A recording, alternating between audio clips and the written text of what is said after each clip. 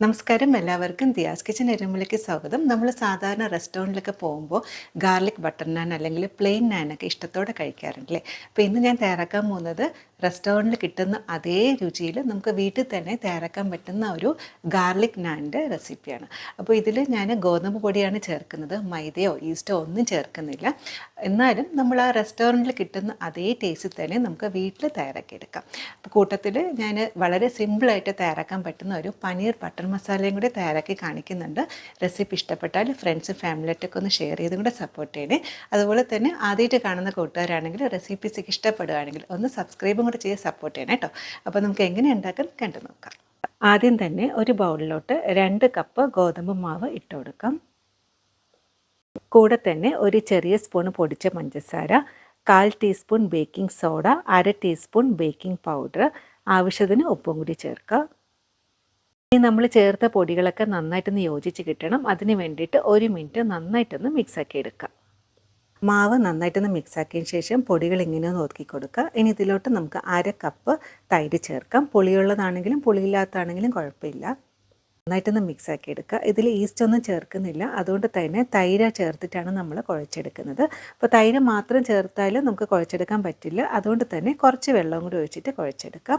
ഞാനിപ്പോൾ ഒരു 1/2 കപ്പ് വെള്ളം കൂടി എടുത്തിട്ടുണ്ട്. കുറച്ചായിട്ട് വെള്ളം ഒഴിച്ചതിന് ശേഷം സാധാരണ നമ്മൾ ചപ്പാത്തിക്കൊക്കെ മാവ് കുഴക്കുന്ന കാട്ടിലും കുറച്ചും കൂടി ഒന്ന് സോഫ്റ്റായിട്ടൊന്ന് കുഴച്ചെടുക്കാം. മാവ് നന്നായിട്ടൊന്ന് കുഴച്ചെടുത്തിട്ടുണ്ട്. 1/2 കപ്പ് വെള്ളമാണ് മൊത്തത്തിലെടുത്തത്. ഇത്രയും വെള്ളം ബാക്കിയുണ്ടായിരുന്നു. അപ്പോൾ കുറച്ച് വെള്ളം ഒഴിച്ചിട്ടാണ് മാവ് കുഴച്ചെടുക്കേണ്ടത്. അങ്ങനെ ദേ മാവ് നല്ല സോഫ്റ്റായിട്ട് കുഴച്ചെടുത്തിട്ടുണ്ട്. ഇനി ഇതിലോട്ട് ഒരു ചെറിയ സ്പൂൺ എണ്ണ ഒഴിച്ചതിന് ശേഷം നന്നായിട്ടൊന്ന് സ്പ്രെഡ് ചെയ്ത് കൊടുക്കുക. ഞാനിപ്പോൾ സൺഫ്ലവർ ഓയിലാണ് ഒഴിച്ചത്. ഇനി മാവ് ഒന്ന് അരമണിക്കൂർ നേരം ഒന്ന് റെസ്റ്റ് ചെയ്യാനായിട്ട് വയ്ക്കാം. റെസ്റ്റ് ചെയ്യുന്ന സമയം കൊണ്ട് ഇതിൻ്റെ കൂടെ സെർവ് ചെയ്യാൻ പറ്റിയ വളരെ എളുപ്പത്തിൽ തയ്യാറാക്കാൻ പറ്റുന്ന പനീർ ബട്ടർ മസാലയും കൂടി നമുക്ക് തയ്യാറാക്കാം. അതിനായിട്ട് മെയിനായിട്ട് കുറച്ച് പനീർ വേണം. അത് കൂടാതെ തന്നെ ഒരു സവാള, 3 ടൊമാറ്റോ എടുക്കുമ്പോൾ നല്ല പഴുത്ത ടൊമാറ്റോ നോക്കി തന്നെ എടുക്കാനായിട്ട് ശ്രദ്ധിക്കണേ.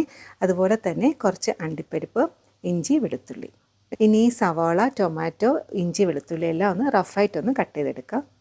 ഇനി നമുക്ക് കറി ഉണ്ടാക്കി തുടങ്ങാം. അതിന് വേണ്ടിയിട്ട് ഒരു പാൻ എടുത്തിട്ടുണ്ട്. ഇനി ഇതിലോട്ട് കുറച്ച് ബട്ടർ ചേർക്കാം. നമ്മൾ തയ്യാറാക്കാൻ പോകുന്നത് പനീർ ബട്ടർ മസാലയാണ്, അതുകൊണ്ട് തന്നെ ബട്ടറാണ് ആദ്യം ചേർക്കേണ്ടത്. ഇനി ബട്ടർ നന്നായിട്ടൊന്ന് മെൽറ്റായി വരണം. ബട്ടർ നന്നായിട്ടൊന്ന് മെൽറ്റായപ്പോൾ നല്ലൊരു മണം വരുന്നുണ്ട്. ഇനി ഇതിലോട്ട് നമ്മൾ കട്ട് ചെയ്ത് വെച്ചിരിക്കുന്ന സവാള ചേർത്തെടുക്കാം. സവാള നൈസായിട്ടൊന്നും കട്ട് ചെയ്യേണ്ട ആവശ്യമില്ല, ജസ്റ്റ് ഒന്ന് റഫായിട്ട് കട്ട് ചെയ്താൽ മതിയാവും.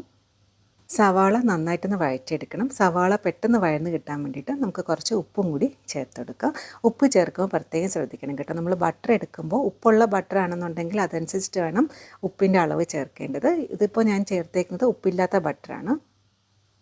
ഇനി ഇത് 2-3 മിനിറ്റ് വഴറ്റിയാൽ മതിയാവും. സവാള ചെറുതായിട്ടൊന്ന് സോഫ്റ്റായിട്ട് കിട്ടണം, അത്രേ വേണ്ടുള്ളൂ. കൂടെ തന്നെ കുറച്ച് ഇഞ്ചി, വെളുത്തുള്ളി, അതായത് ഒരു ചെറിയ കഷ്ണം ഇഞ്ചിയും ഒരു 3 അല്ലി വെളുത്തുള്ളിയും കൂടി ചേർക്കുന്നുണ്ട്. അത് ചെറുതായിട്ടൊന്നും കട്ട് ചെയ്യേണ്ട ആവശ്യമില്ല, ഇതുപോലെ കട്ട് ചെയ്താൽ മതിയാവും. ഈ ഒരു റെസിപ്പി വളരെ സിമ്പിളാണ്. അതുപോലെ തന്നെ ഈ ഒരു പനീർ ബട്ടർ മസാല കുട്ടികൾക്കൊക്കെ വളരെയേറെ ഇഷ്ടപ്പെടും. പനീറിൽ ധാരാളം പ്രോട്ടീൻ അടങ്ങിയിട്ടുണ്ട്, അതുകൊണ്ട് തന്നെ ആഴ്ചയിൽ ഒരു ദിവസമെങ്കിലും പനീർ അടങ്ങിയിട്ടുള്ള റെസിപ്പീസ് ഉണ്ടാക്കാനായിട്ട് ശ്രദ്ധിക്കണേ.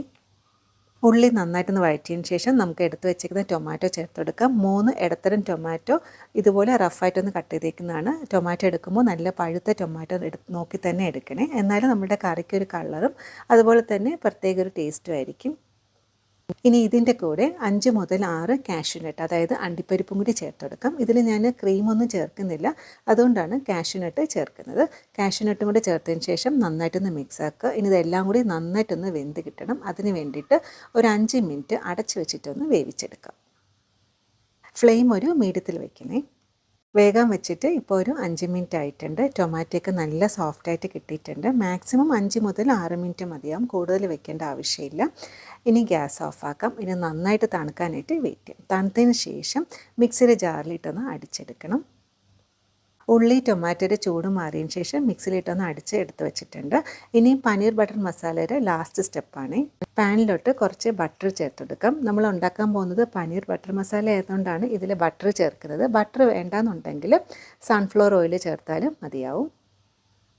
ബട്ടർ നന്നായിട്ടൊന്ന് മെൽറ്റായതിന് ശേഷം നമുക്ക് കുറച്ച് ഹോൾ ഗരം മസാല ചേർത്തെടുക്കാം. 2 ബേ ലീവ്സ്, 3 ഏലം, അതുപോലെ തന്നെ കുറച്ച് പട്ട.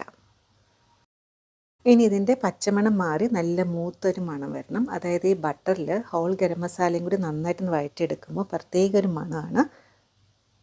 ഫ്ലെയിം ഒന്ന് സിമ്മിലാക്കിയതിന് ശേഷം 1/2 ടീസ്പൂൺ ഗരം മസാല, 1 ടീസ്പൂൺ കാശ്മീരി മുളക് പൊടി. കാശ്മീരി മുളക് പൊടി ചേർക്കുമ്പോൾ നമ്മുടെ പനീർ കറിക്ക് കുറച്ചും കൂടി ഒരു കളറുണ്ടാവും. മസാല രണ്ടും നന്നായിട്ടൊന്ന് മൂത്ത് വരണം. അതായത് അതിൻ്റെ പച്ചമണം നന്നായിട്ടൊന്ന് മാറി കിട്ടണം. അതിന് വേണ്ടിയിട്ട് 1 മിനിറ്റ് നന്നായിട്ടൊന്ന് വഴറ്റിയെടുക്കുക. ഫ്ലെയിം തീരെ സിമ്മിലാക്കി വെക്കണേ, അത് മറന്നു പോകരുതേ. മസാലയുടെ പച്ചമണം നന്നായിട്ടൊന്ന് മാറിയതിന് ശേഷം നമ്മൾ നേരത്തെ അടിച്ച് വെച്ചിരിക്കുന്ന ടൊമാറ്റോ ഉള്ളി പേസ്റ്റും കൂടി ചേർത്തെടുക്കുക.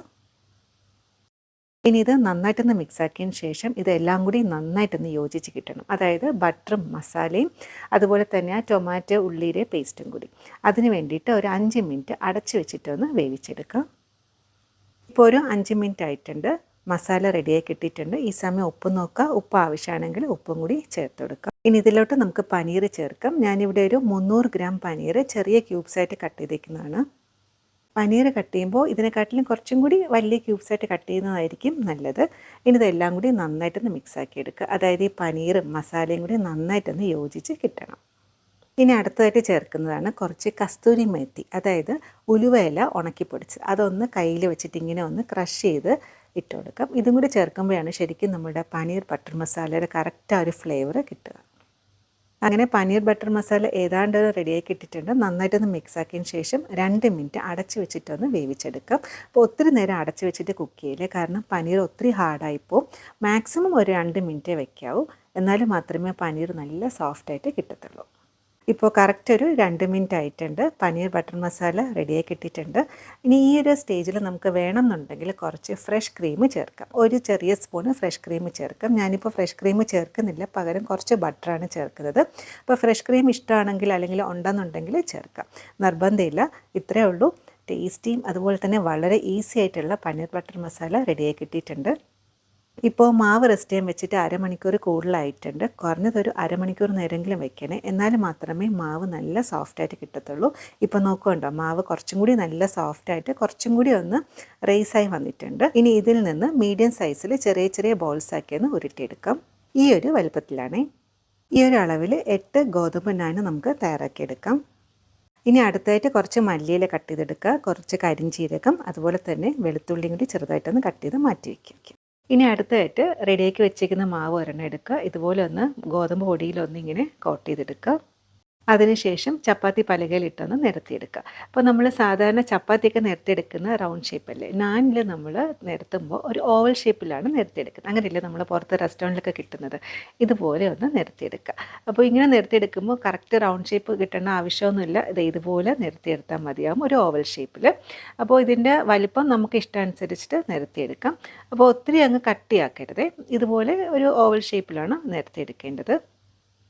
ഓവൽ ഷേപ്പ് ആക്കി നിരത്തിയതിന് ശേഷം ഈ ഒരു ഭാഗം ഇങ്ങനെ ഒന്ന് വലിച്ചെടുക്കുക. അപ്പോൾ ഈ ഒരു ഭാഗം ഇങ്ങനെ നീണ്ടു കിട്ടും.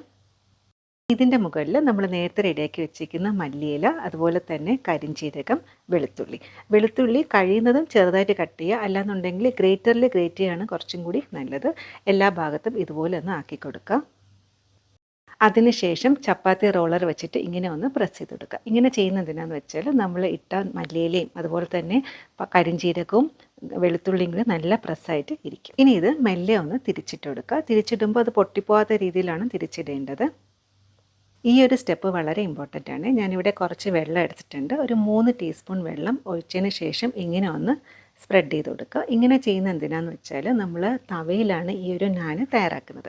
അതുകൊണ്ട് തന്നെ തവയിലിടുമ്പോൾ പെട്ടെന്ന് ഇളകി വരാതിരിക്കാൻ വേണ്ടിയിട്ടാണ് വെള്ളം ഒഴിച്ചിട്ട് അതിനെ നന്നായിട്ടൊന്ന് നനച്ചു കൊടുക്കുന്നത്. ഇതുപോലെ എല്ലാ ഭാഗത്തും ആകുന്ന രീതിയിൽ വെള്ളം ഒന്ന് സ്പ്രെഡ് ചെയ്ത് കൊടുക്കുക. കുറഞ്ഞതൊരു 3 ടീസ്പൂൺ വെള്ളം ഒഴിക്കാം, കുഴപ്പമൊന്നുമില്ല. അപ്പോൾ ഈ സമയം കൊണ്ട് തന്നെ തവ ചൂടാകാനായിട്ട് കൂടെ വെക്കണം. അപ്പോൾ നല്ല ചൂടായ തവയിലാണ് ഇത് നമുക്ക് ഇട്ട് കൊടുക്കാനായിട്ടുള്ളത്. ഇനി അടുത്തായിട്ട് ഒരു തവ ചൂടാകാനായിട്ട് വെച്ചിട്ടുണ്ട്. അപ്പോൾ തവ എടുക്കുമ്പോൾ നോൺ സ്റ്റിക്ക് തവ എടുക്കരുത്, ഇരുമ്പിൻ്റെ തവയാണ് എടുക്കേണ്ടത്. ഇതെൻ്റെ ഒരു പഴയ ഒരു ഇരുമ്പിൻ്റെ തവയാണ്. അതിലോട്ട് ഈ ഒരു മാവ് വെച്ചെടുക്കുക. വച്ചു കൊടുത്തതിന് ശേഷം ഒരു 2-3 മിനിറ്റ് ഹൈ ഫ്ലെയിമിൽ വയ്ക്കുക. അന്നേരം ഒരു 2 മിനിറ്റ് ആകുമ്പോൾ തന്നെ ചെറുതായിട്ട് ബബിൾസ് ഇങ്ങനെ പൊങ്ങി വരും, കാണാൻ കഴിയുന്നുണ്ട്. ഇതുപോലെ പൊങ്ങി വരും. പാൻ ഒന്ന് തിരിച്ച് വെച്ചതിന് ശേഷം ഇതിൻ്റെ മുകൾ ഭാഗം ഇങ്ങനെ ഫ്ലെയിമിൽ കാണിച്ചിട്ടാണ് കുക്ക് ചെയ്തെടുക്കേണ്ടത്. അങ്ങനെ ചെയ്യുമ്പോഴാണ് നമ്മൾ ശരിക്കും റെസ്റ്റോറൻറ്റിലൊക്കെ കിട്ടുന്ന കണക്ക് ആ ഒരു ടേസ്റ്റ് കിട്ടത്തുള്ളൂ. അതായത് അവർ ചെയ്യുന്ന തന്തൂരിലാണ്, നമ്മൾ ഈ ഒരു രീതിയിലാണ് ചെയ്യുന്നത്. അപ്പോൾ ഈ ചെയ്യുമ്പോഴത്തേക്ക് ഇതുപോലെ ഒരേ പൊസിഷനിൽ വെക്കാതെ ഇങ്ങനെ ഒന്ന് റൊട്ടേറ്റ് ചെയ്ത് കൊടുക്കുക. അപ്പോൾ എല്ലാ ഭാഗവും ഒരുപോലെ ഒന്ന് കുക്കായി കിട്ടും. അതിന് വേണ്ടിയിട്ടാണ്. അപ്പം ഒരു നാൻ നമുക്ക് തയ്യാറാക്കാനായിട്ട് ഒരു 4 മുതൽ 5 മിനിറ്റ് എടുക്കും. അപ്പോൾ നമ്മൾ വെള്ളം നന്നായിട്ട് സ്പ്രെഡ് ചെയ്തുകൊണ്ട് തന്നെ ഇതിൽ നിന്ന് ഇങ്ങനെ ഇളകി വരത്തില്ല. അതുപോലെ തന്നെ നോൺ സ്റ്റിക്ക് ആണെങ്കിൽ ഇങ്ങനെ നമുക്ക് ചെയ്യാൻ പറ്റില്ല. ഇരുമ്പിൻ്റെ തവ തന്നെ എടുക്കാനായിട്ട് ശ്രദ്ധിക്കണേ. ഇതുപോലെ ആട്ടോ കുക്ക് ചെയ്യേണ്ടത്. അങ്ങനെ ആദ്യത്തെ നാൻ റെഡിയായി കിട്ടിയിട്ടുണ്ട്. അപ്പോൾ ഞാൻ എൻ്റെ അടിഭാഗം എങ്ങനെയുണ്ടെന്ന് കാണിച്ചു തരാം. ഇതുപോലെ ഒരു സ്പാച്ചിൽ വെച്ചതിന് ശേഷം ഇളക്കിയെടുക്കുക. നോക്കൂ, ഇതിൻ്റെ പുറഭാഗവും നന്നായിട്ട് കുക്കായി കിട്ടിയിട്ടുണ്ട്. നമ്മൾ റെസ്റ്റോറൻറ്റിലൊക്കെ കിട്ടുന്ന അതേ രീതിയിൽ തന്നെ നമുക്ക് നാനും ഈസി ആയിട്ട് വീട്ടിൽ തയ്യാറാക്കാം. ആദ്യത്തെ നാൻ റെഡിയാക്കി ഇട്ടിട്ടുണ്ട്. അപ്പോൾ ചൂടോടെ തന്നെ കുറച്ച് ബട്ടറും കൂടി ഒന്ന് സ്പ്രെഡ് ചെയ്ത് കൊടുക്കുക. ഇത്രയേ ഉള്ളൂ. വളരെ സിമ്പിളായിട്ട് നമുക്ക് വീട്ടിൽ തന്നെ തയ്യാറാക്കാം. എപ്പോഴെങ്കിലും നാൻ കഴിക്കണം തോന്നുകയാണെങ്കിൽ ഇതുപോലെ തയ്യാറാക്കി നോക്കൂ. അതുപോലെ തന്നെ പ്ലെയിൻ നാൻ വേണമെന്നുണ്ടെങ്കിൽ ഇതിൻ്റെ മുകളിൽ എന്താ പറയുക, ആ ഒരു കരിഞ്ചീരകവും അതുപോലെ തന്നെ ഗാർലിക്കും മല്ലിയിലയൊന്നും ചേർക്കേണ്ട ആവശ്യമില്ല. ശരിക്കും അതിൻ്റെ ഒരു ടെക്സ്ചർ നമുക്ക് റെസ്റ്റോറൻറ്റിലൊക്കെ വാങ്ങുന്ന അതേ ടെക്സ്ചറാണ്. നിങ്ങൾക്ക് ഈ റെസിപ്പി ഇഷ്ടപ്പെട്ടാണെന്ന് വിചാരിക്കുന്നു. ഞാൻ ഒരെണ്ണം എടുത്തൊന്ന് മുറിച്ചും കൂടി കാണിച്ചു തരാം. കണ്ടോ, നല്ല സോഫ്റ്റാണ്. പിന്നെ വേറൊരു കാര്യം എന്നുള്ളത്, ഇത് നമ്മൾ ഉണ്ടാക്കി കഴിഞ്ഞാൽ ഒന്ന് ഈ കാസ്ട്രോളിൽ നല്ല ടൈറ്റായിട്ട് വെക്കുക, അല്ലാന്നുണ്ടെങ്കിൽ ഒരു തുണി വെച്ചിട്ട് ഒന്ന് കവർ ചെയ്ത് വെക്കുക, അല്ലാന്നുണ്ടെങ്കിൽ പെട്ടെന്ന് ഡ്രൈ ആയിപ്പോവും. അതും കൂടെ പ്രത്യേകം ശ്രദ്ധിക്കണേ. ഞാൻ ഈ നാനും അതുപോലെ തന്നെ നമ്മുടെ പനീർ ബട്ടർ മസാലയും കൂടെ ചേർത്തിട്ട് ഒന്ന് കഴിച്ച് നോക്കിയിട്ട് കറക്റ്റ് ഒരു റിവ്യൂ പറയാം കേട്ടോ. നോക്കൂ, നല്ല സോഫ്റ്റാണ്. അതുപോലെ തന്നെ നമ്മുടെ പനീർ നല്ല സോഫ്റ്റായിട്ട്, അതും നല്ല സോഫ്റ്റായിട്ട് കിട്ടിയിട്ടുണ്ട്. അപ്പോൾ ഞാനൊന്ന് രണ്ടും കൂടി എടുത്തൊന്ന് കഴിച്ച് നോക്കട്ടെ കേട്ടോ. സൂപ്പർ, എനിക്കിഷ്ടപ്പെട്ടു, നന്നായിട്ട് ഇഷ്ടപ്പെട്ടു. അത് കുട്ടികൾക്കൊക്കെ വളരെ ഇഷ്ടപ്പെടും. കാരണം അവരുടെ ഒരു ഫേവറേറ്റ് ആണ് ഈ പറയുന്ന കണക്ക് നാനും അതുപോലെ തന്നെ പനീർ മാത്രമല്ല കേട്ടോ, ഏത് നോൺ വെജ് കറിയും ഈ ഒരു നാനിൻ്റെ കൂടെ നമുക്ക് സെർവ് ചെയ്യാൻ പറ്റും. തീർച്ചയായിട്ടും ട്രൈ ചെയ്ത് നോക്കുക. ഇന്നത്തെ റെസിപ്പി എല്ലാവർക്കും ഇഷ്ടപ്പെട്ടാണെന്ന് വിചാരിക്കുന്നു. അപ്പോൾ ഇതിങ്ങനെ കഴിക്കണം എന്ന് ആഗ്രഹം തോന്നുകയാണെങ്കിൽ റെസ്റ്റോറൻറ്റിലൊന്നും പോകേണ്ട ആവശ്യമില്ല, നമുക്ക് വീട്ടിൽ തന്നെ തയ്യാറാക്കി എടുക്കാം. അപ്പോൾ ഈ റെസിപ്പി ഇഷ്ടപ്പെട്ടാൽ ഫ്രണ്ട്സ് ഫാമിലിയായിട്ടൊക്കെ ഒന്ന് ഷെയർ ചെയ്തും കൂടെ സപ്പോർട്ട് ചെയ്യണേ. അപ്പോൾ ഇതുപോലെ വേറൊരു വീഡിയോ ആയിട്ട് കാണാം. താങ്ക്